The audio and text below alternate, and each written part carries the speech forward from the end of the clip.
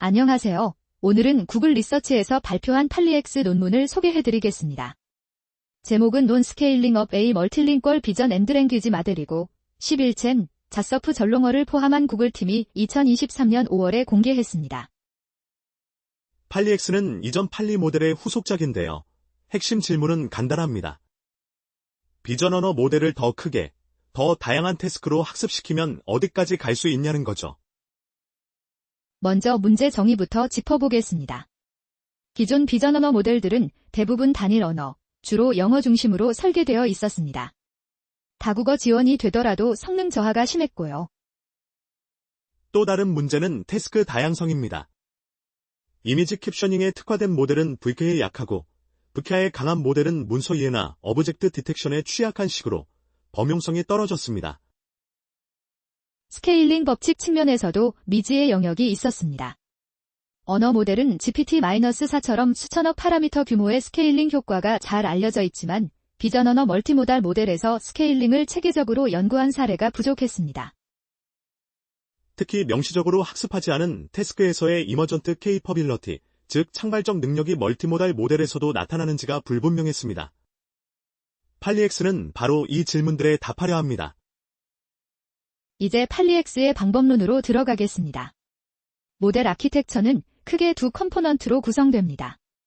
비전 인코더로는 BIT-22B, 언어 모델로는 ULE55B를 사용합니다.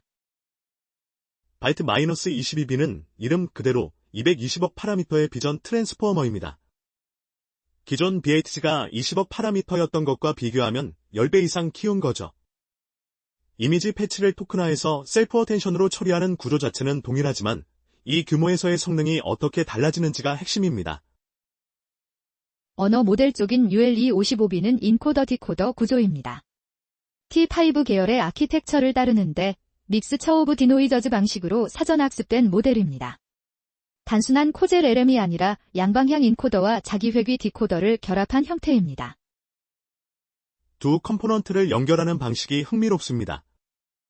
바이트에서 나온 비전 토큰들을 언어, 모델의 입력 앞부분에 소프트 프리픽스처럼 칸케트해서 넣어줍니다. 별도의 크로스 어텐션 모듈 없이 언어, 모델이 비전 토큰을 자신의 입력 시퀀스의 일부로 처리하는 거죠. 이 설계의 장점은 언어 모델의 어텐션 메커니즘이 자연스럽게 이미지 정보와 텍스트 정보를 함께 처리할 수 있다는 점입니다. 이미지 해상도를 높이면 패치 수가 늘어나고 그만큼 더 많은 비전 토큰이 언어 모델에 들어가게 됩니다. 팔리엑스에서는 고해상도 이미지 처리를 위해 바이트의 투스테이지 방식을 씁니다.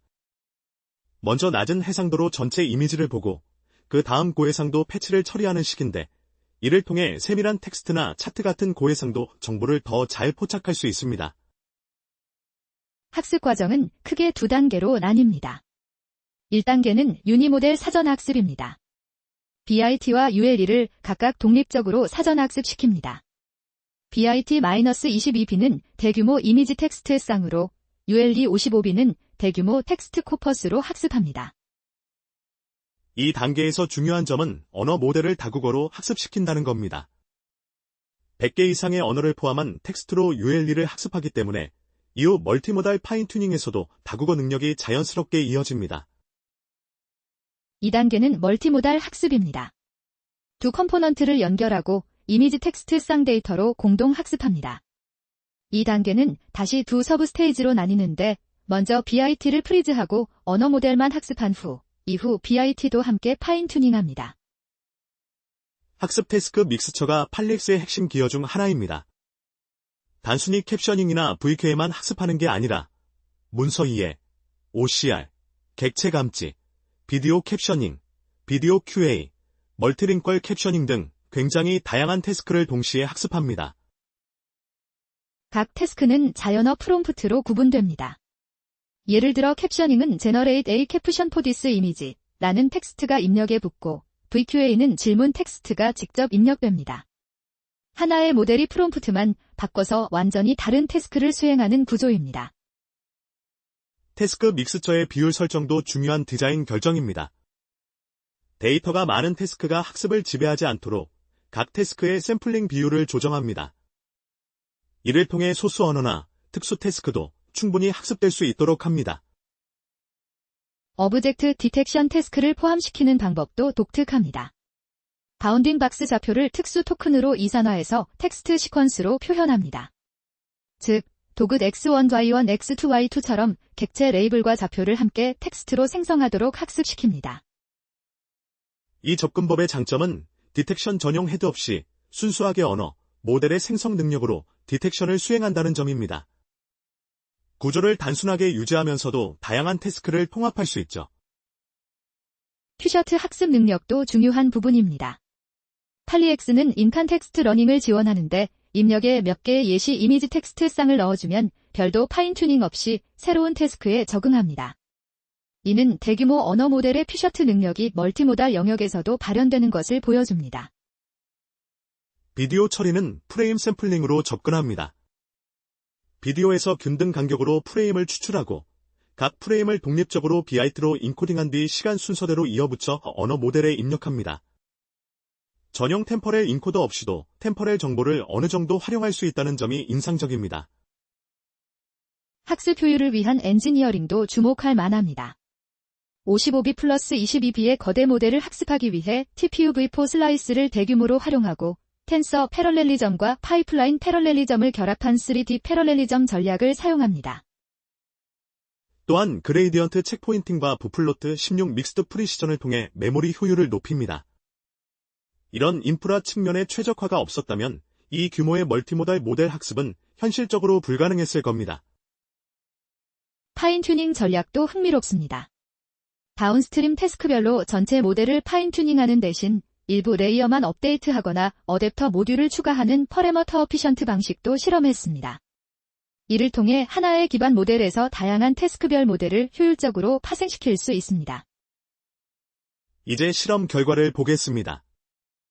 팔리엑스는 25개 이상의 비전 언어, 벤치마크에서 스테드 오브 더 어트를 달성했습니다.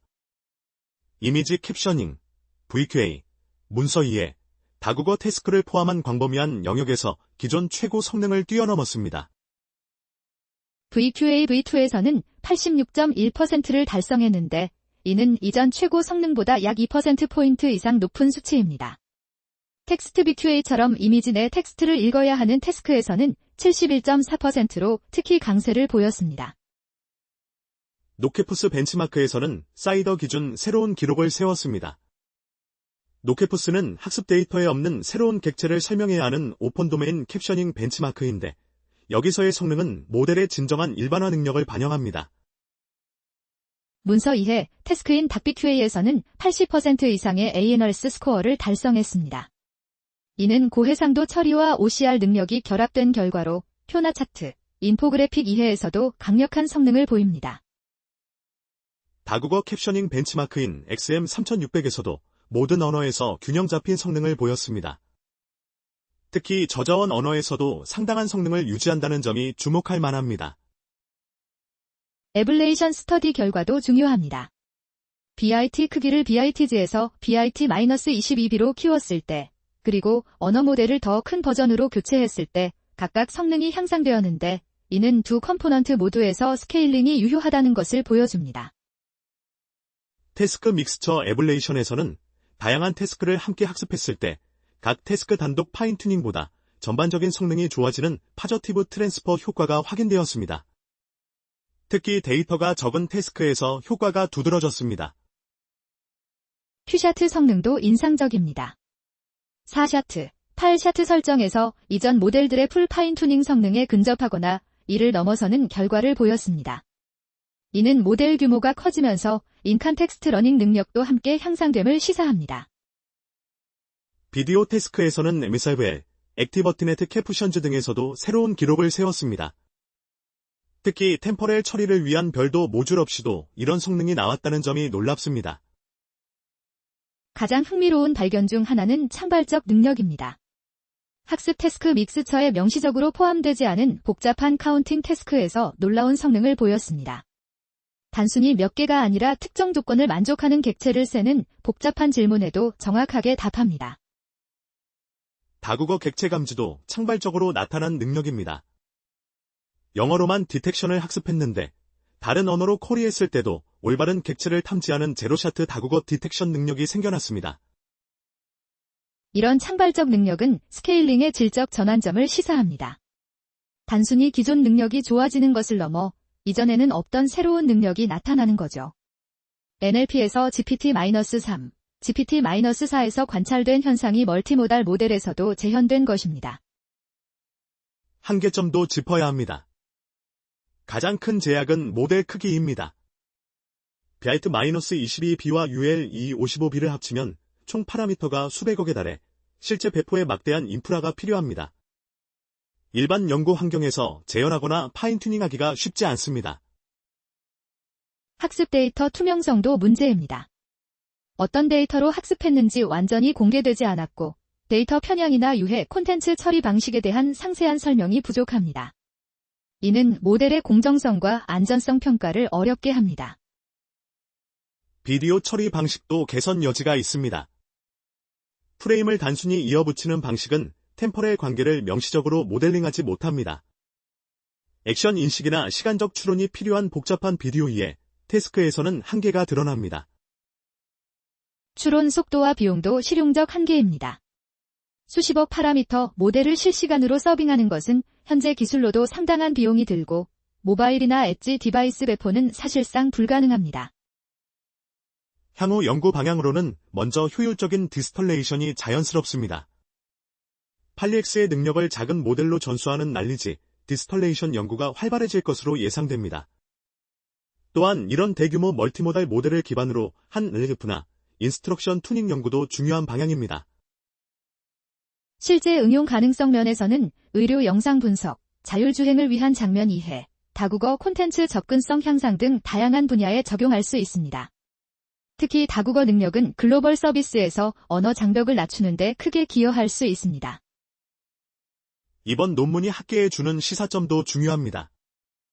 멀티모달 모델에서도 스케일링 법칙이 성립하고 태스크 믹스처의 다양성이 성능과 일반화에 중요하다는 것을 대규모로 실증했습니다. 이는 향후 멀티모달 연구의 방향성에 큰 영향을 줄 것입니다. 마무리하겠습니다. 팔리엑스의 핵심 기여는 세 가지입니다.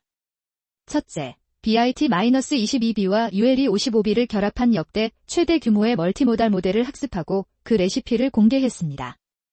둘째, 25개 이상의 다양한 벤치마크에서 스테이트 오브 더 아트를 달성하며 스케일링의 효과를 입증했습니다. 셋째, 복잡한 카운팅과 다국어 객체 감치 같은 창발적 능력을 관찰함으로써 멀티모달 모델도 충분한 규모에 이르면 질적으로 새로운 능력이 나타날 수 있다는 가능성을 보여주었습니다. 앞으로의 멀티모달 AI 연구의 중요한 이정표가 될 논문입니다. 이상으로 팔리엑스 소개를 마치겠습니다.